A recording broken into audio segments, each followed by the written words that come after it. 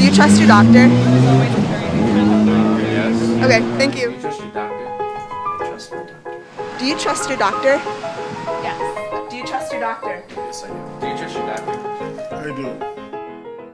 According to the CDC, last year Americans made over 1 billion visits to their doctors. A lot can go wrong over the course of 1 billion visits, but a recent Gallup poll reports that Americans trust nurses, pharmacists, and physicians more than any other professionals in the country. This has not always been the case. Just 75 years ago, patients were routinely harmed by patent medicines and by quacks, con artists posing as doctors. Even real doctors often did more harm than good because they were so poorly trained. The standard education was 4 months, a 4-month course that you repeated twice. And you actually paid to go to any lecture, like you get a movie ticket into this. There was no certification, no testing. However, by the mid-20th century, American healthcare had been so transformed that today physicians and pharmacists are among the most trusted professionals in the U.S. Significant credit for this transformation belongs to the work of the AMA, especially its long-forgotten but highly effective campaign against medical fraud. At the center of this campaign were two AMA officials, Arthur Kramp and Morris Fishbein. Their efforts to educate both doctors and patients and to investigate medical fraud across the country helped discredit thousands of quacks.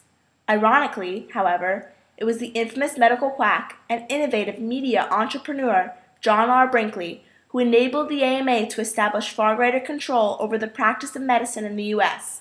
and thus eliminate most quackery. The AMA was officially founded in Philadelphia in 1847 by Dr. Nathan Davis, and its journal, commonly referred to as JAMA, was founded in 1883 with Davis as its first editor.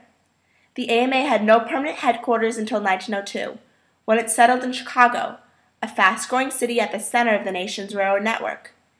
The stated goal of the AMA was to ensure the health of the American people by improving medical ethics, education, and technology. The role in that is really to produce the code of medical ethics that it's all based on.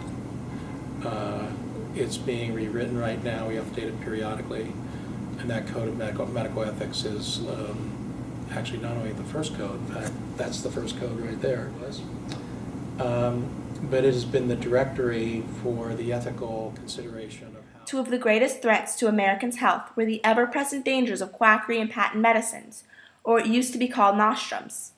Medical fraud is not a new phenomenon. More than 2,000 years ago, Hippocrates complained about the many charlatans, con artists, and quacks who victimized innocent citizens.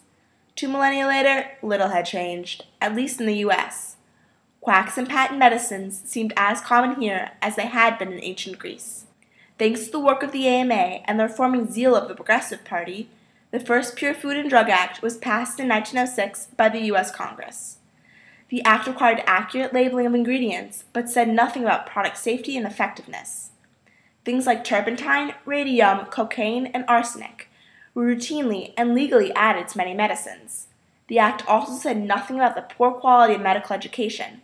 Thus, in 1910, following the publication of the Flexner Report, an investigation into the sorry state of U.S. medical schools, the AMA began advocating for rigorous, scientifically based medical training and much higher academic standards for all doctors.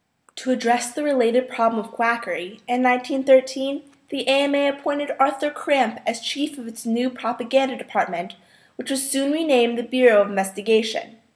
Morris Fishbein, a recent graduate of Chicago's Rush Medical College, who had extraordinary writing and speaking skills, came to the AMA at about the same time. Soon Kramp and Fishbein were working together, investigating reports of quackery across the country. Their primary weapons in the war on medical fraud were pen, paper, and the U.S. mail service, and they corresponded with countless physicians, journalists, government officials, and sadly, county coroners, in a comprehensive effort to eradicate medical fraud. In 1923, Fishbein took the war on quackery to the American people by creating Hygeia, an AMA magazine for the general public. In 1924, he also assumed the editorship of JAMA, and for the next 2.5 decades, Fishbein educated physicians and patients across the country about bad doctors, good health, and dangerous medicine.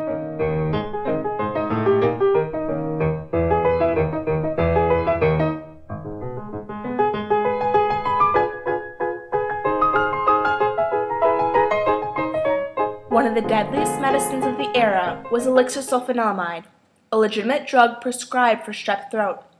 Following reports of agonizing patient deaths, AMA chemists analyzed the drug and found the deadly chemical diethylene glycol. Using their extensive network of correspondence to alert the public and working with the U.S. government, Fishbein and Cramp helped save hundreds of lives. The important work of the Bureau of Investigation on this and other patent medicines cannot be overemphasized. As Cramp had noted in 1931, the Bureau of Investigation is a clearinghouse for information on the nostrum evil, quackery, and allied subjects. It is doing a work done by practically no other agency. The advocacy of the AMA and the horror of the sulfanilamide tragedy helped push Congress to pass the Food, Drug, and Cosmetics Act of 1938, but the lack of federal laws regarding physician fraud made it impossible to eliminate quackery.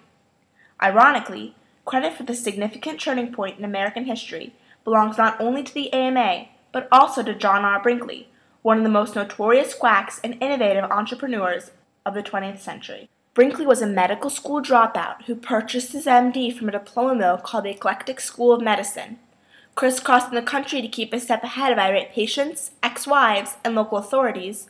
This charismatic quack conned the public for more than 25 years. His many publicity photos depicted him as scholarly, thoughtful, and empathetic, the kind of doctor patients would trust and like, and his pioneering use of mass media, pamphlets, books, short films, mobile public address systems, and especially the radio, gave him fame, fortune, and enormous medical authority in the eyes of the general public. And you know you're sick. You know your prostate's infected and diseased. And you know that unless some relief comes to you, that you're going to be in the undertaker's parlor on the old cold slab being embalmed for a funeral. I try to tell you the truth in every statement that I make. Nothing misleading in any way. These statements that I make are true. Come at once to the Brinkley Hospitals, Little Rock, Arkansas, before it's everlastingly too late. Brinkley had his most outrageous idea after speaking with a farmer about a condition he called sexual weakness. Though lacking any evidence for his theory, Brinkley began transplanting goat testicles into the testicles of his patients, claiming this would cure impotence and sterility. Scores of men were maimed or killed by his dangerous procedure, but Brinkley continued to attract new patients through his growing media empire. Soon he was raking in millions for himself and for the town of Medford, Kansas, where his clinic was located. He took many trips around the world, and he bought boats, airplanes, an estate, and even a radio station. When U.S. authorities shut down the station at the urging of the AMA, Brinkley simply moved it south of the Mexican border and beyond the reach of the U.S. government. Morris Fishbein had been pursuing Brinkley for years. He had crucified him in the pages of JAMA and Hygeia, attacked him on the radio, and begged Kansas officials to prosecute him. In 1938, he published a devastating expose of Brinkley and Hygeia. Infuriated, Brinkley filed a $250,000 libel suit against Fishbein, hoping to end the attacks forever. Instead, to Brinkley's great surprise, the jury exonerated Fishbein and declared Brinkley a quack, thus opening a floodgate of lawsuits against all quacks. Fishbein received hundreds of letters from grateful physicians and patients, and newspapers across the country carried the story of the AMA's life-saving efforts to protect the health of the American people. This tremendous victory for the AMA and the court of public opinion provided the momentum the AMA needed to establish far greater control of physician education, ethics, and licensing in the U.S. So successful was the work of the AMA that today most Americans are unaware of the dangers earlier generations faced each time they stepped inside a doctor's office. Fishbein and Cramp's relentless attack on quackery, together with the AMA's comprehensive efforts to improve medical education and ethics, constitute one of this country's most significant and far-reaching turning points, the transformation of American medicine into one of the safest and most trustworthy systems in the world.